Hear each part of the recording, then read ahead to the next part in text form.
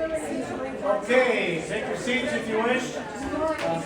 Bring your attention this way and we'll get started.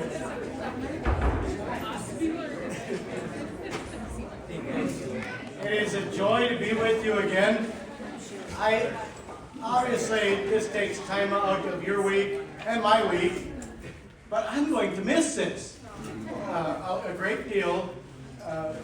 This part, but also sitting together with the meal, learning to know you. Now, if you notice, you should have been here a bit earlier. At 5 o'clock, there was an Ash Wednesday service here. And as I was thinking about Ash Wednesday, this sets off Lent, the 40 days before Easter. And our Anabaptist, the people who lived in the 1500s would have been well acquainted with the church year. And the early Anabaptists practiced Lent and Advent. Now, it soon kind of took its own way. I was in, and the pastor here led a very good service in thinking about our grief, our sins, and the way Jesus forgives those in preparation for Easter. And it suddenly struck me that we actually have had practices like this in our circles. We would call it preparatory service, which is kind of our Ash Wednesday before communions. And the risk with those, as with Lent, as with Ash Wednesday, is you get stuck there. Ash Wednesday points us forward to something bigger, the resurrection. But we can't very well celebrate the resurrection. You can't have a resurrection without death. And one of the concerns I often have, this is just personal, maybe I'm getting old and crabby, I don't know. But it feels like so much of what we want to do, we want to be happy. Just everyone be happy. And no one leave mad or upset or sad. We don't know very well what to do with sadness and lament. In our church at Province, we have communion on Good Friday evening, and at the end of the service, we really encourage the people not to visit, and we shut the lights off. There's only candlelight on, and you come back on Sunday morning, and you engage in Easter, where the resurrection is celebrated. But you think about the uncertainty of those 3 days with Jesus' followers. The loss. And it reflects so much of what Jesus invites us to, is to engage our entire selves with Him in this journey, the sadness. And He cries with us. The other passage I thought about, sorry for preaching, but the other passage I thought about was, and I keep right on going, right? The other passage I thought about a great deal was Lazarus. When Jesus raised Lazarus from the dead. Jesus knew He was going to do it. And yet Jesus stopped and wept. That is one of the most powerful moments in the scriptures when the Lord of the universe, knowing He's about to raise a man from the dead, stops and weeps and engages the sadness of Mary and Martha, His sisters. And we need to do that. It makes a more full, rich life when we're also willing to do that part of it. And so, that's just a good reminder to me. I just read early Anabaptist writer, he talked about living under the sign of the cross.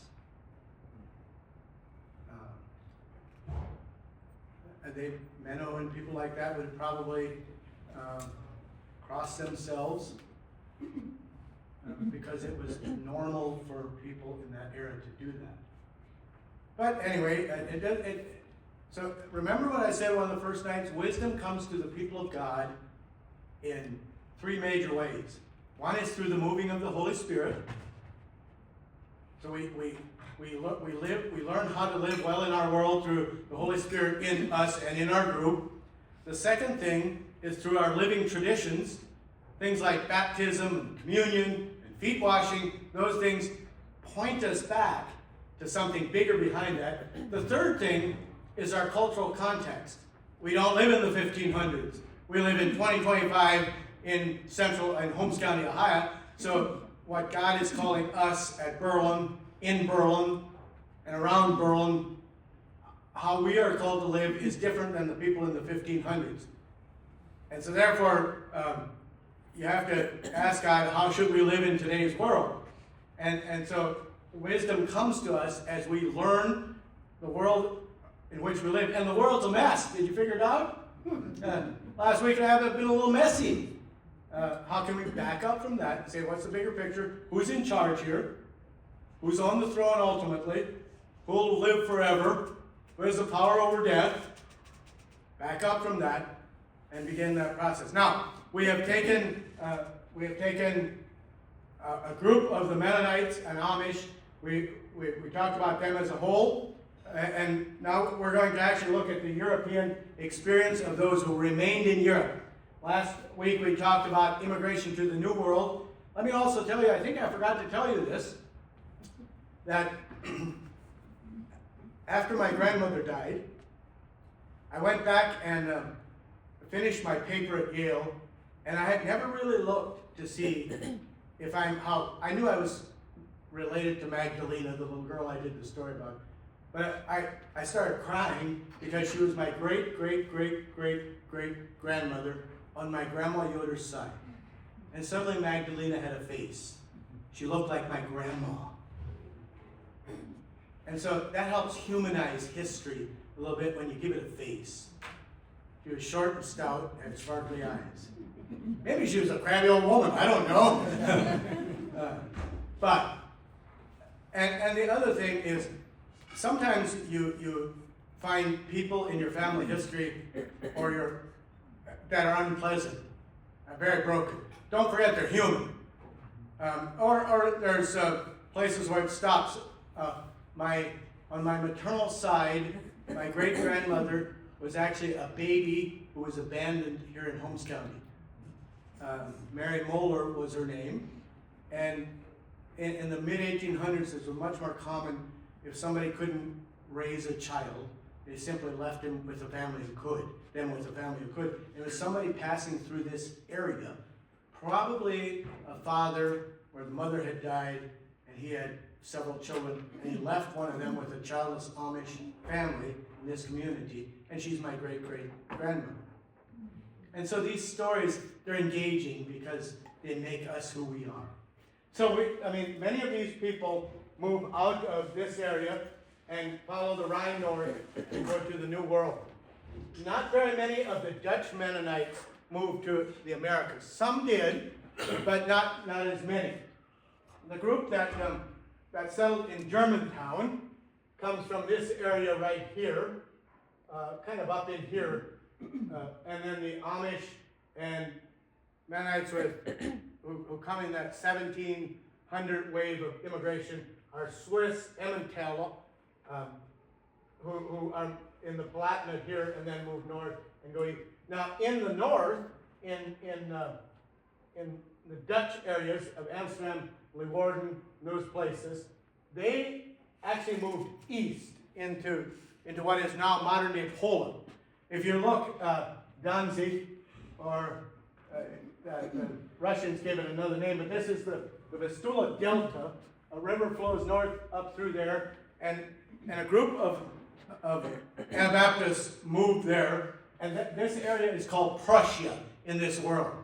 It changes hands between Germany, Poland, and Russia over the years.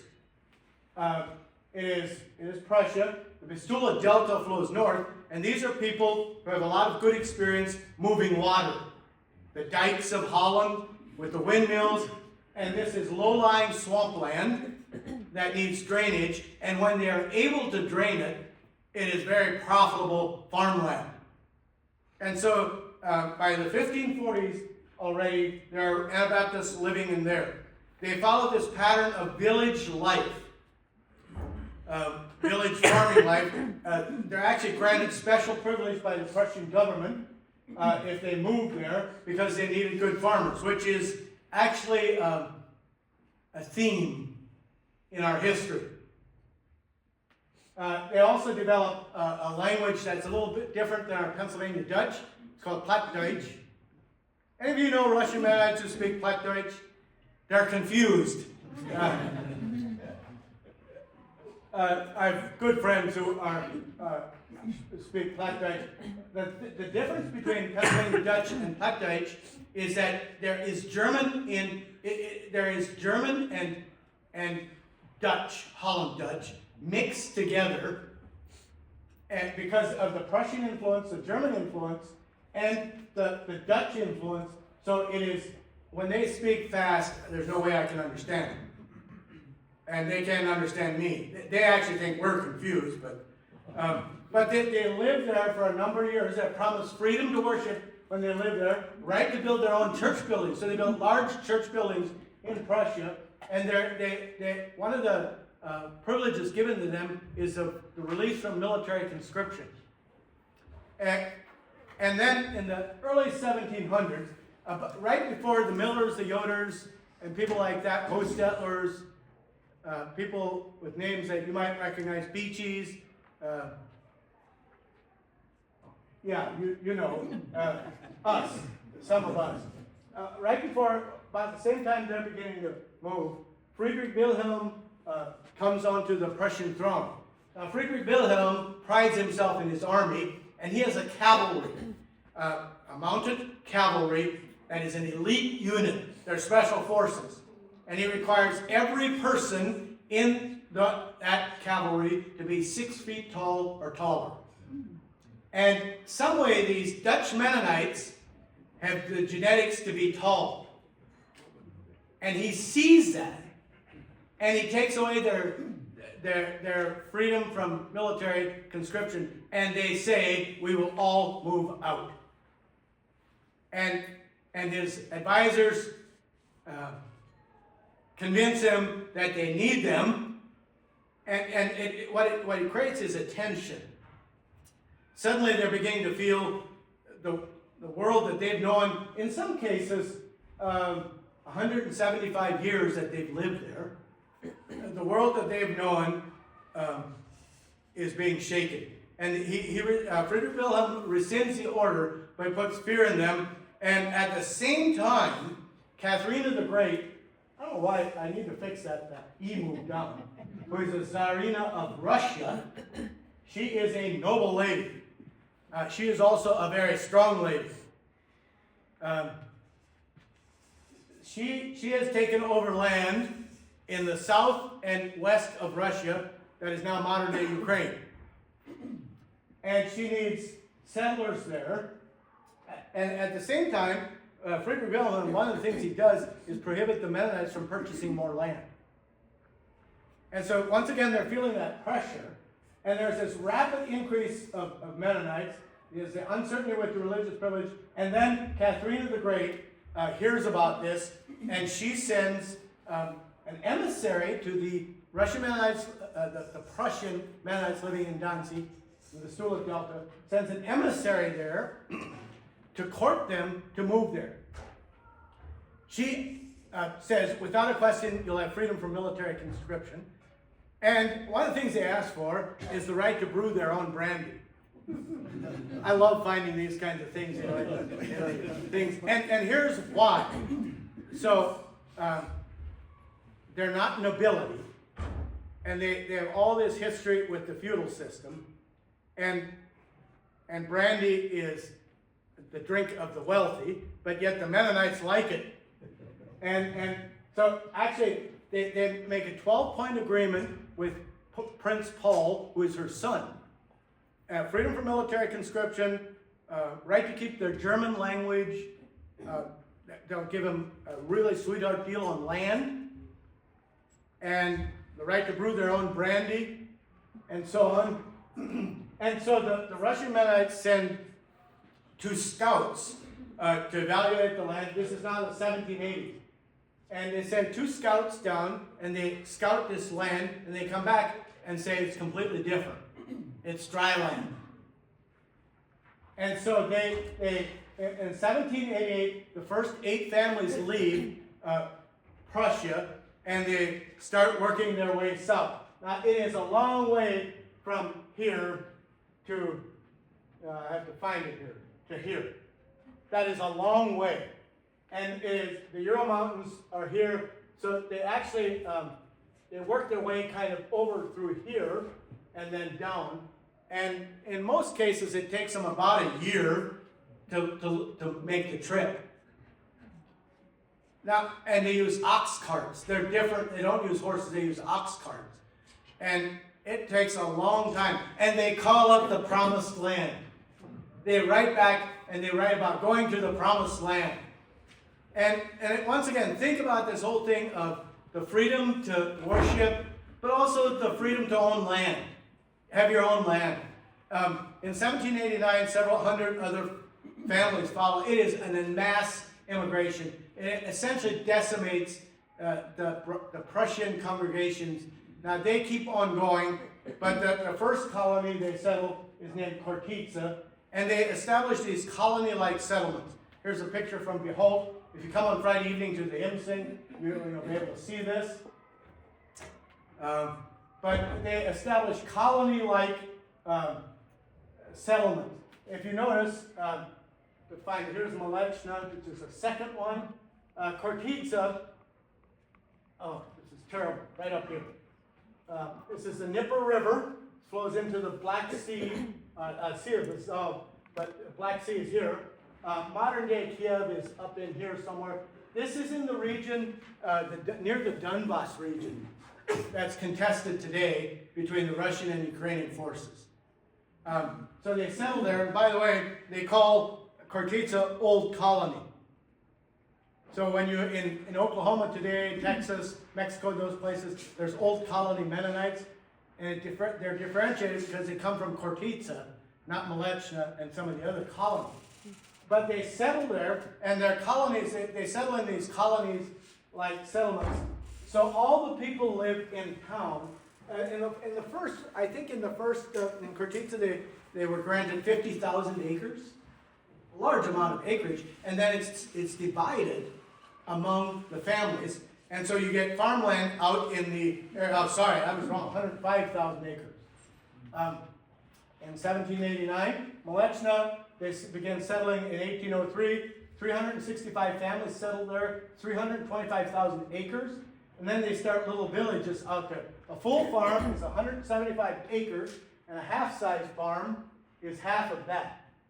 Now, the people all live in these villages, and you can see, this is the plot plan for Kortitsa. So the farmers would have lived here, and their farms would have been out, and they would have traveled each day out to their farmland. This is for protection. There are native Russian or Ukrainians who live among them, but not in the same model, not in the villages with them. And very quickly, these people become very wealthy. They're actually really good at moving water, and so they figure out the reverse about how to move water into this land, and they develop wheat, winter wheat, that they plant in the fall, and it lies fallow over winter and grows in the spring. And they're the first people to do that, and they develop winter wheat. Now, each village, they're fairly free from the powers of the Russian government. Each village is governed by a Scholze, a mayor. Scholze is a German term. And each colony is governed by an Oberscholze. Any Russian Mennonite people in here? Yeah, as Sarah would be. So the golden age is around the 1800s. By 1800, there's 400 families farming about 89,000 acres. They use very innovative farming practices to develop the land. It leads to this kind of significant agribusiness practice. And by the early 1900s, by 1900, let's just say it like that, Mennonites controlled about 6.3% of all the output in industry in Russia. I mean, you're talking all of Russia. They are a large presence, an outsized presence for their number in Russia. This is an actual picture of one of the villages. They would have used the same practices that men in Swiss did. These are house barns. It helps keep the animals warm and you warm. think about the smell as the winter develops in the house. Dad, keep that door shut. They're very clean people. They have actually followed the same models in many of the places they have settled in the New World. We'll meet them there. Again, this is pictures of these places. But then there are these, by the 1800s, there's these whispers of change that begin to come. The first one is the Crimean War, which happens just before the American Civil War from 1853. And it's between the Russian Empire and the alliance of the French, United Kingdom, and the Ottoman Empire. Anyone know a famous piece of poetry that comes out of this? Alfred Lord Tennyson, Charge of the Light Brigade, set in the Crimean War. The Mennonites are sympathetic to the Russian cause, but they are exempted from military duty. They agree to provide supplies. It is a tension-filled time, much like the American Civil War was here. If we have time at the end, we'll come back to America, talk about some of the things. Wounded soldiers are brought back to the colonies, and they build hospitals to nurse these wounded soldiers. And actually, an American nurse named Clara Barton visits one of these hospitals, the American Red Cross. It is hard for us today to fathom the amount of culture and wealth that these people had. Now, remember I said there are native Ukrainians and Russians living in the region. They're peasants. And even by the 1900s, these people have not learned Russian, the language. They speak Plattdeutsch and German. So they're still outsiders. And there is a growing unrest among the peasantry in Russian-controlled areas. So this is a snapshot right before World War I. Right at the beginning of World War I, there are 450 elementary schools in Russian Mennonite colonies, and 27 secondary schools.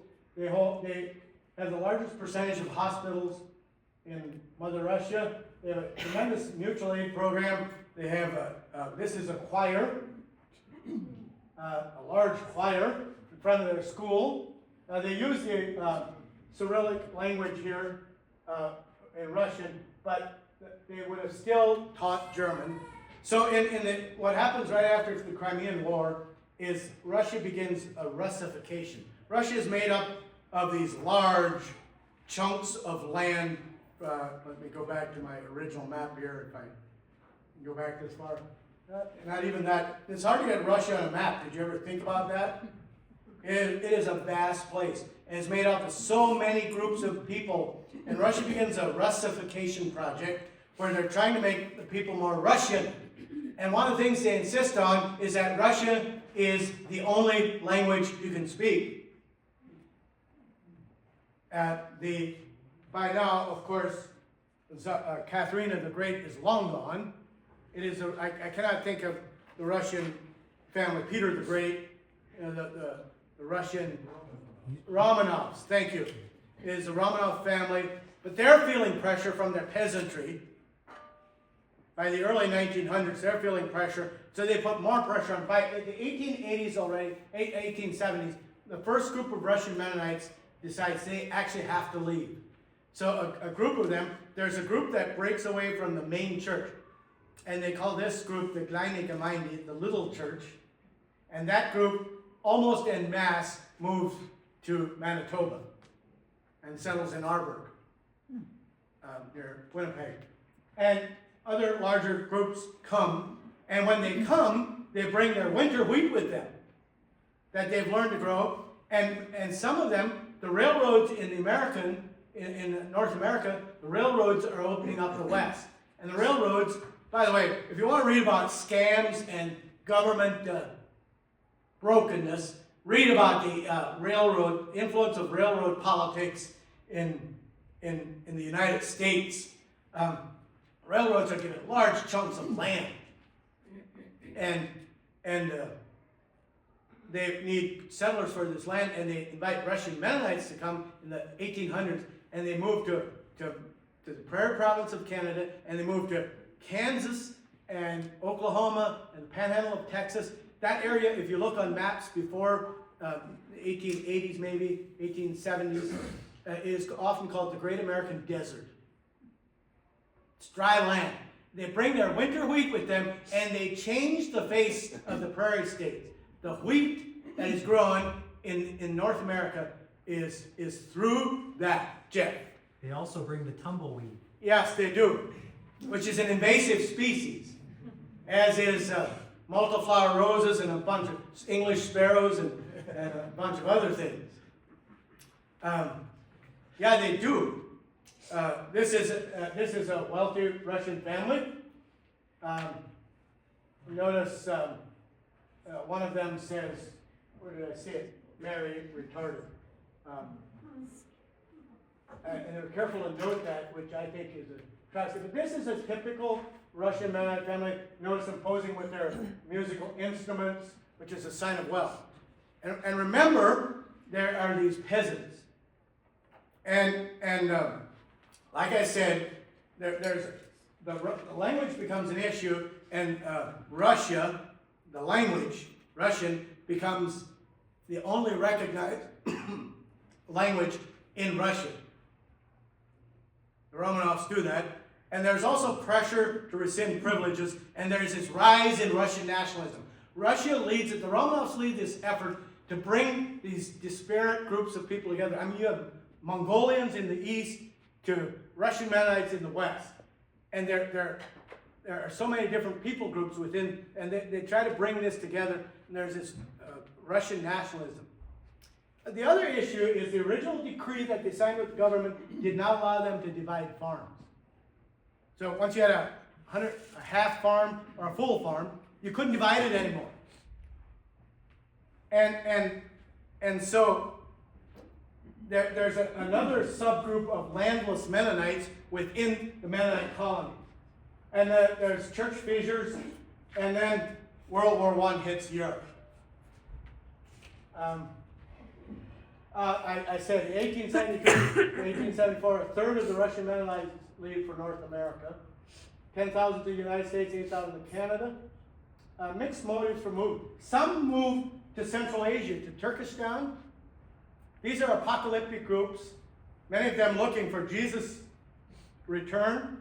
There's some horrible stories just like in our history with this kind of movement. We'll go. But they bring their belief system, they bring community values, they bring innovative agricultural practices.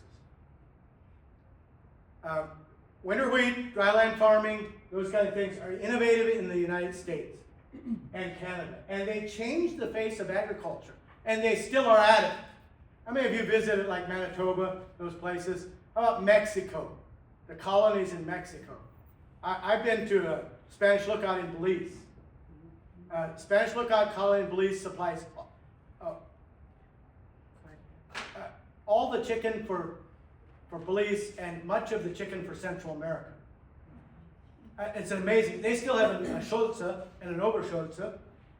They're pretty conservative in Spanish Lookout. Their preachers have to wear, once they're ordained, they have to wear boots for Sunday church, lace-up boots. I was there and I'm, why? They said, well, your feet shod with the gospel of the peace. From Ephesians, and in German that is Stiefel. Boots. So the preachers have to wear boots. Small practice things like that they still keep. But they add a lot of flavor to our Anabaptist world. But then, so Europe falls into chaos in the 19 teens with the advent of World War I. And Russia is almost immediately engaged in the war and then pulls out of the war when an internal rebellion breaks the country apart. And the Mennonites who live in the Ukraine are seen as landed elites and as part of the problem. Many of them cannot speak English or Russian. They are very wealthy. They live a completely different life than the neighbors around them. And those neighbors around them have suffered for hundreds of years under the oppression of the feudal system. And then famine hits Russia. Probably induced. I was getting mixed up. Lenin, right? Yeah. Stalin is later. Yeah. Lenin. There are some horrible stories that come out of this time period. I have Russian Mennonite friends whose grandparents refused to talk to their grandchildren about their history. The horrible things they saw. Here is this one example. This is a Russian Mennonite family. And if you would be able to look closely, they've all been shot in the head, executed. An amazing number of them disappeared. In 2004, we were in Germany. Did I tell you the story? No. And you don't know it yet. I didn't tell you. So anyway, sorry. And I was traveling with a choir, some Mennonite young people, and before we left, during our practice times, our choir director, these are not German-speaking kids, or Mennonite kids, conservative Mennonite kids from across the United States and Canada. They decided they're going to learn a German song or two. And they did well with the language, but most, out of the 40 kids and 18 to 22-year-olds, 2 of them I knew Pennsylvania Dutch. No one knew formal German. So they memorized the words, music, and it's an old colony song from Kortitsa. And it's one of the ones we could learn. So we're working our way through Germany. Again, the wall falls in 1991. 89. This is 2004. So it's not that long. And we were going to sing at a Baptist church that night. And it's one of those unique churches, men sat separate from the women. And I suddenly realized it's not Baptist, they're Anabaptist. And not because they're sitting separate, but because I don't sing. Thank you. I ruined singing. So my wife and I traveled as chaperones. She sang and I would do all the organizing. So I was sitting in, there's a row of old men sitting in the front. I was sitting right behind that row of old men. And we sang English songs we had.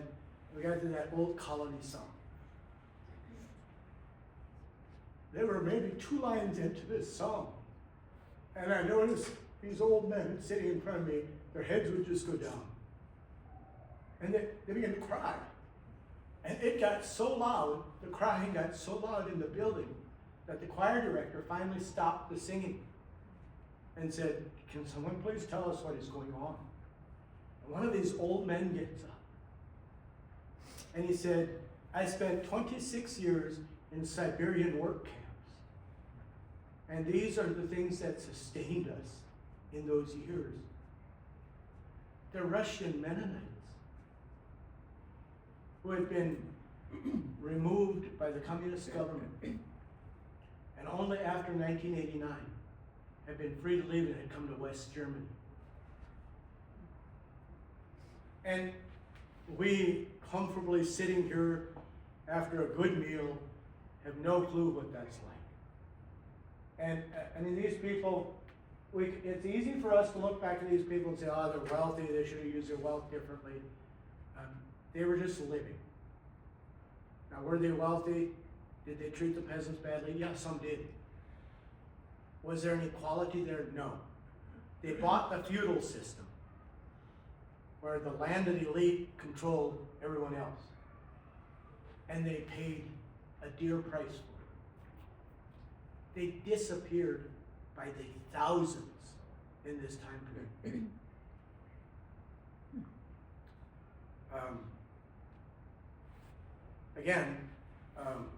The famine. The famine was absolutely devastating. How many people lost their lives? We were talking about earlier. It was 2 to 3 million. Yeah, in Russia. and during this time period. Lenin is estimated killed 30 million of his own people to cleanse Russia. Of particular note is this representation of this man, Nestor Makhno, who led a group of faction of red militant guerrillas, kind of. So the White Army is fighting the Red Army. The White Army is the Romanov Army. The Red Army is what would become the Soviet Army. But there are factions outside that. And Makhno had worked on a Russian Mennonite estate and been treated badly. And he took it out. Like the horror stories are just terrible. This leads to some immigration, but many of them can't leave.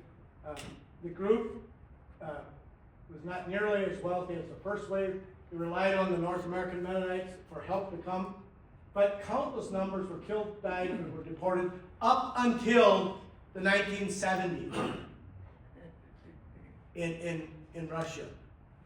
When World War II begins, the German army pushes east, and they free this land, and these people see Adolf Hitler, the German army, as their deliverers. And many of them flee. When the German army is pushed back, they're at the gates of Stalingrad in the great battle, six-week siege. So Hitler is one of those people who could only hear himself speak. And he was the best military genius in his own mind, much better than his generals. But he is defeated by General Mud Marshal Winter and the great Russian Mud. It bogs his army down, and they're moved back. And as the German army is being pushed back, many of the Russian Mennonites were able to flee. And by the way, in the 1920s, when there's famine in Russia, American Mennonites began hearing about this, and they began sending aid. The Russian Mennonites write back and say, there's so much aid coming, could you send it from one central place? They choose Akron, Pennsylvania. And very creatively name it Mennonite Central Committee. It still works today, doesn't it? It's in the 1920s. The first two aid workers are Clayton Kratz and Ori Miller. And they bring aid, and one of the people they feed is a little 6-year-old boy who's starving, and his name is Peter Dick. And he says he would have starved if Clayton and Ori wouldn't have brought him food. Clayton is actually wanders his way there in Turkey, and he gets into Soviet territory, and he's captured by the Red Army, and he disappears. He's never seen again. There are naturally, it's easy for us to assume all the martyrs are in the 1500s. They're not. They're modern day. So this is the beginning of relief work. I will tell people sometimes, we never know when we give our small pieces. We never know who that's going to impact. It might impact the next Peter Dick. By the way, in World War II, Peter and Elfrida, his new wife, then they want to, they're like young people, they want to be on the leading edge. And so they are the first wave behind the Allied army as Europe is being freed. Is led by Peter and Elfrida Dick. If you want to read a great book, read Up from the Rubble. How many of you read the book? Oh, you need to read the book. You want to hear miracles that happen in modern day times? Peter died in 2012 or 13, something like that. I wish so bad that I have one tinny cassette recording of him. He's a master storyteller. But the stories they tell, the King of Holland once asked Peter and Elfrida Dick, are half the people in the United States and Canada Amish and Mennonite? And he said, of course not. And the King of Holland, with tears running down his face, says, half the aid coming in to feed my starving nation is coming through MCC. And the impact that had, well, these Russian Mennonites have been pushed east, ended up in Berlin. In 46 or 47. Berlin is now divided into 4 sectors. And it's in the middle of a divided Germany. I mean, it's the middle of East Germany, several 100 and some miles away from the West German border. And these Russian citizens are in Germany, and the Russian government wants them back. And Peter and Elfrida refused to give them back.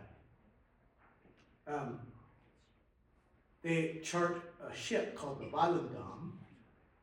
MCC is paying $15,000 a day in 1940s. That's a lot of money. The ship is sitting at Rotterdam, I think, one of the harbor cities. The ship is sitting there waiting, and they cannot get these several thousand, 1,200, 2,000 Russian Mennonites released.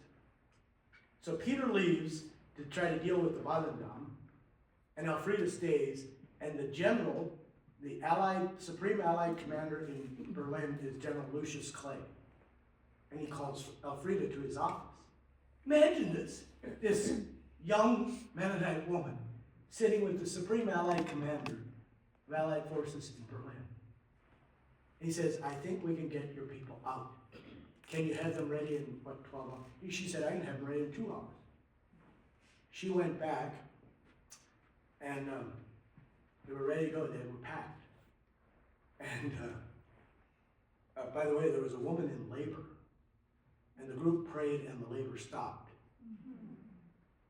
And he said, I can supply army trucks to get them onto the train, then you're on your own.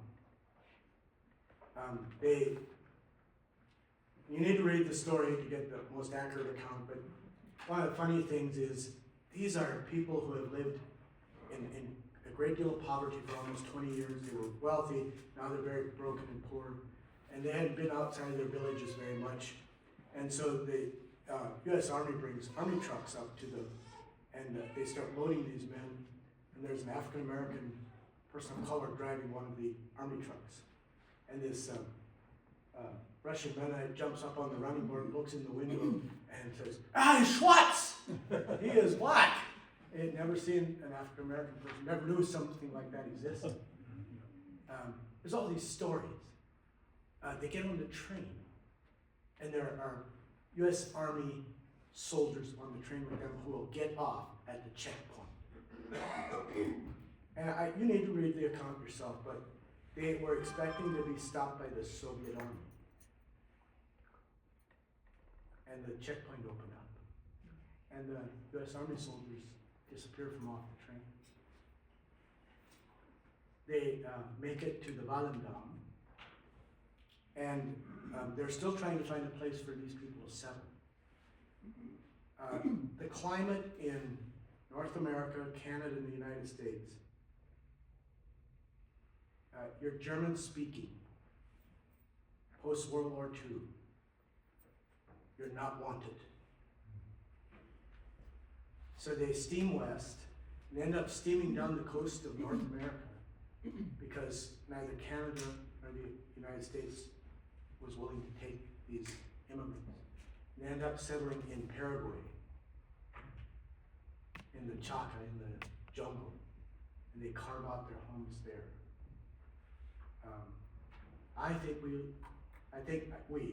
I'm not a citizen of this world as much as every year it gets less and less. But I think North America made a mistake. These are very good people. But you need to read these books. Those who remained behind kept on suffering, and they suffered horribly. A note here, many fled to the Allied sidelines. MCC created pathways of immigration to South America. The story isn't over. Today, there are Russian Mennonites live in Canada, United States, Mexico, Belize, and South America, and other parts of Central America. They're expanding. They're looking at developing. Where is the place that Jim Jones they drank the Kool-Aid? Guyana. They're looking at purchasing land in Guyana. They want large chunks of land. They still follow the same model. In Belize, they bought 50,000 acres that's now Spanish Lookout. And then they shop it out to families. They follow the traditional pattern. I'm going to return to the very front of the slide presentation. I should have moved the map to the back as well. And so that's what happens to most of these Prussian Mennonites. Move down and influence Ukraine, and then end up in Canada, the United States, and Central America and South America. As for the Mennonites remaining in Europe, today there's about 2,000 Mennonites in Europe. The last Amish church in Europe integrated with the Mennonite church in 1939. The 1930s ended up being a tough time for Mennonites.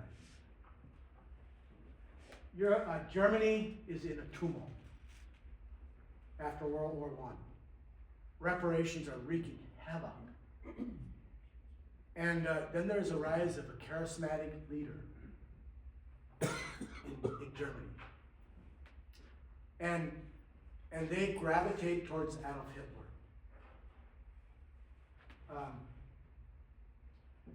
The Dutch, the Hummels and us and the Troyers and us were in a Dutch Mennonite church that seats 1,800 people or 2,000 people. It's huge. And on a good Sunday morning, they'll have 30 people there. They have a large endowment that funds the church being open. The Dutch Mennonites are essentially a non-entity. In the south, in the Palatinate, and then there's some in like Langnau and those places, but in the Palatinate particularly, right here, this is the Rhine here. There's a little village here called Deithofer out of Showalter Road. And this is also the site of a great deal of contested ground during World War II. So if, for instance, in Otto's house, has artillery around marking the house. And the first time I was there, Otto, I asked him about, well, what did World War II do to your people? And he stopped me. He said, I'm not going to talk about the war. And then after a while, I think he thought better of it. He said, let's take a walk. That's kind of an invitation to a reprimand. He's an old man, 60s and 70s, he's a Mennonite bishop there. His father was a Mennonite bishop before him. And he said, Marcus, we older people and us Mennonites don't talk about the war. Sorry. He said, we chose the wrong side. Hitler was going to make our nation great. He was going to get rid of the homosexuals. He said this to me. I'm not making this up. He said he was going to get rid of the homosexuals and those who are less than desirable.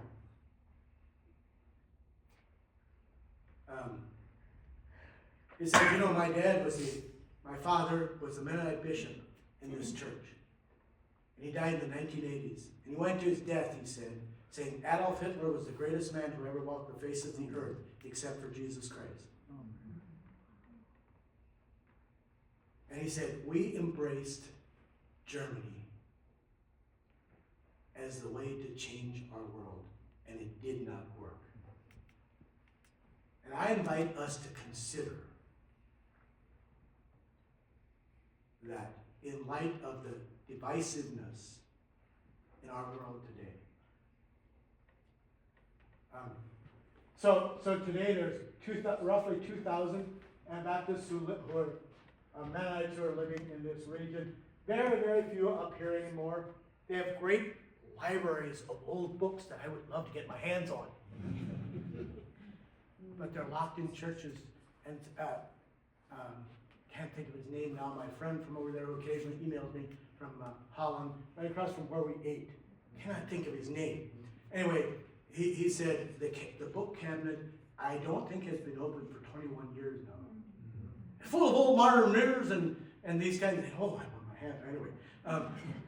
Anyway, in the South, Mennonite churches are much more social and familially connected than they are of any theological value. They hold very little theological ground anymore. And Otto, in a frank discussion that we then continued to have, said it was World War II that did us in. And so, when we think about lessons from history, one of the lessons we can learn from, for instance, the Russian Mennonites is when we become the elite, a landed elite in our world, we run the risk of alienating an entire social strata of people we can never minister to. And they are directly linked to Menno. Menno would have told them, clothe the naked, feed the hungry, take care of the sick. They did some of that, but never to their own. They kept the best part for themselves. My Russian Mennonite friends, who I know today, often talk about the propensity in their people for wealth accumulation. We have a bit of that too, don't we? In what would have been our people in these regions here, the propensity of those people was to engage in nationalism as a means to fix the ills of this world, and they lost their voice. My friend Walter Beachy was traveling through, would have been in this, from Worms south. What's the name where your family comes from, Anne? I cannot think of the German name. German city. Spend a night there. That's terrible. Northeast of Strasbourg. Anyway, there's a small Mennonite church in that area, and the bishop there's name was Wolfgang Schmutz. Those of you talk Pennsylvania Dutch, Schmutz is grease or oil. Wolfgang Schmutz. And when you got to know Wolfgang, this happened much more than Walter. When you got to know Wolfgang very well, and you got into kind of his good side, he would say, let me show you something. This is the 1970s and 80s. And he'd take you to his bedroom and open his closet door where his Nazi uniform still hung. So, I mean, that is essentially what happens to the German Mennonite church. It gets subsumed into a nationalistic fervor that creates a world where they have no strength left when it's over. They tied their horse. They tied their cart to the wrong horse. Otto, and I said, Otto, like, what do you think? And he said, well, he was kind of a gruff man. He said, I think Jesus is the answer. He said, but I still had a hard time convincing my dad, even up to his death. So, why do I tell you these stories? Because next week, I want to look at how can we live today, in today's world. What is God calling Anabaptists today? My idea is this. The Catholics had, the Unified Roman Church, let's call it like that, had from about 300 till 1500 to try to change the world. They did a lot of good. Then we allowed the Protestants to move into some strength for almost 500 years. I think it's our turn. That shouldn't create an arrogance, anything like that, but we have something to offer our world. And it's kind of like, but if you don't know who you are, and you don't know all the warts and pimples and all the negative and the good of your heritage, it's kind of like being unsure of who you are in the world. When you're insecure about who you are, you're not very good at connecting with people. And there should come a strength in saying, we have some history here in offering food, clothing, love, and care to our world. If that means we give our life, we will. But we are called to bring life into the world. And I think there is a seduction of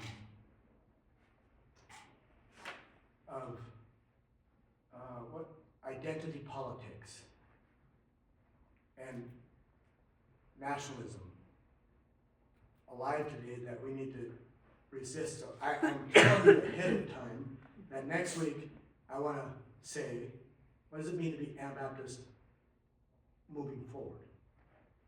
We'll kind of take a look back at history and then bring it forward and say, how can we live in today's world where we unyoke ourselves a little bit from all the voices and say, what do we have to offer, and offer that into the world.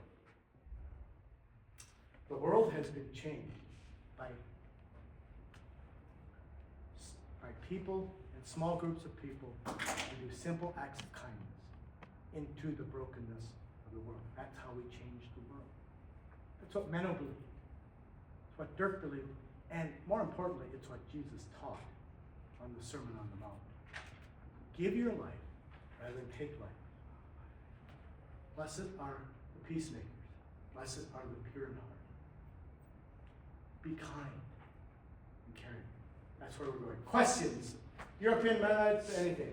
You suggested, well, this man had a Nazi uniform. Yeah. He suggested they were more than just followers. Were they active in the? They were actively in, some of them were active in the Nazi party.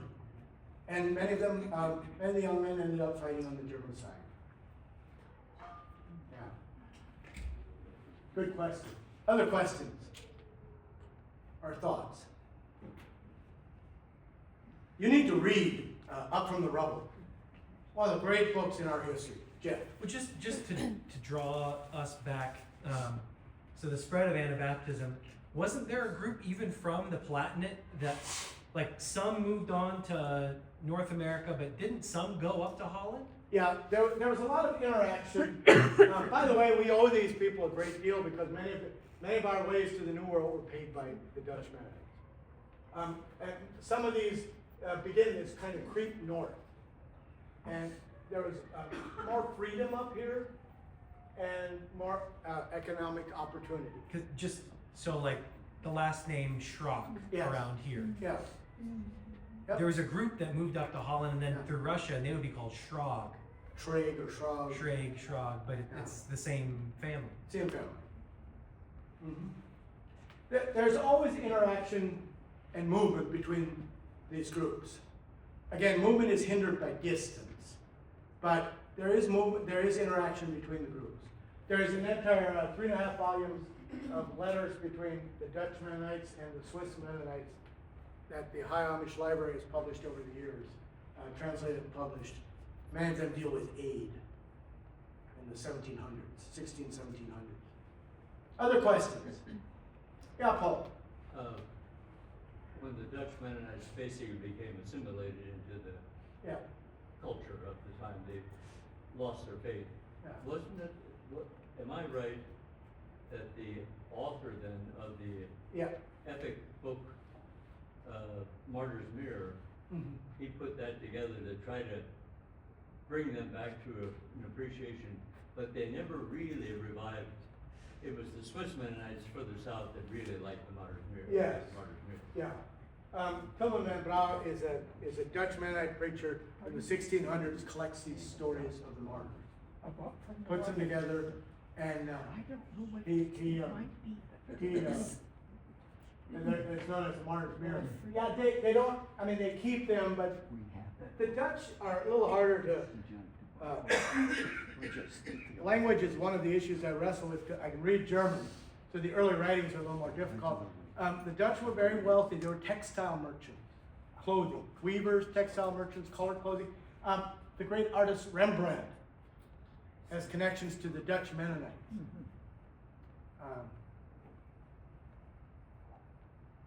Others, they're in the arts much earlier. And the Swiss, they're essentially high country farmers, hillbillies. That's their own term. I didn't term them that.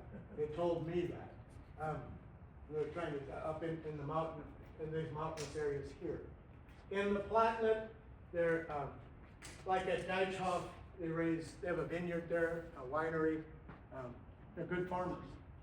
They've continued doing that.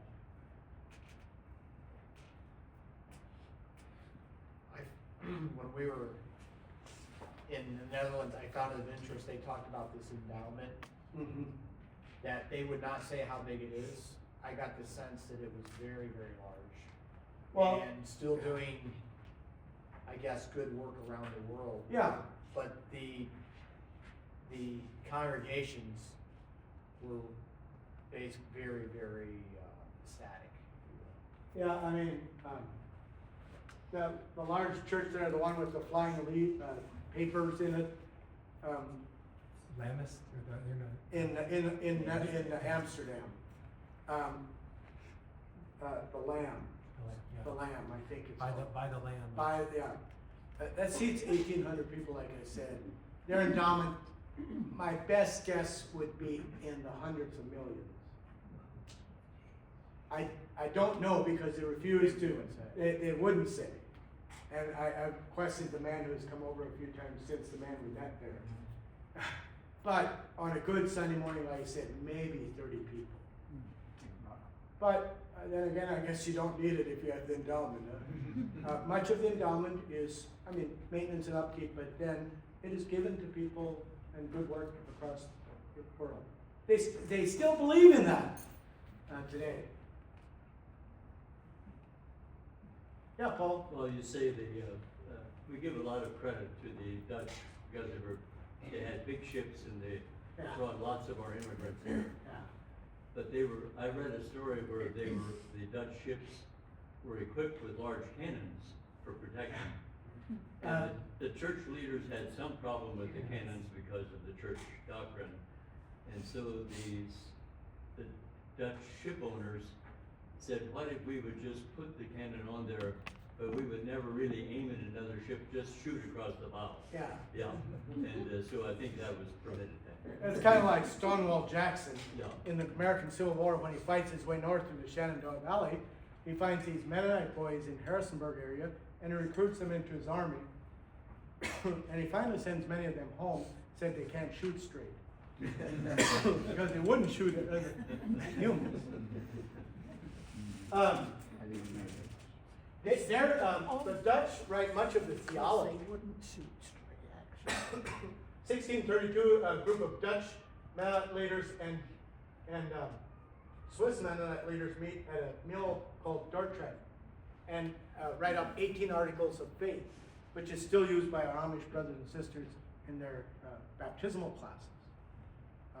And they remain a good practice. They never really, they love good theology and academics. They're kind of like me. When it really came to implementing all of it, it was a little more difficult sometimes. Other questions? And we want to let the children back in because those poor people taking care of the children. What brings this real close home is Eric Bune is a first generation Dutch Mennonite. Yeah. To be born in this country, brought over, the family brought over, and hosted, gave it. I mean, the Oak Grove Mennonite Church is given a huge credit for bringing that large family over here in difficult times. And so Eric is the first generation Dutch Mennonite here. So we're very close to it in this community. Yeah.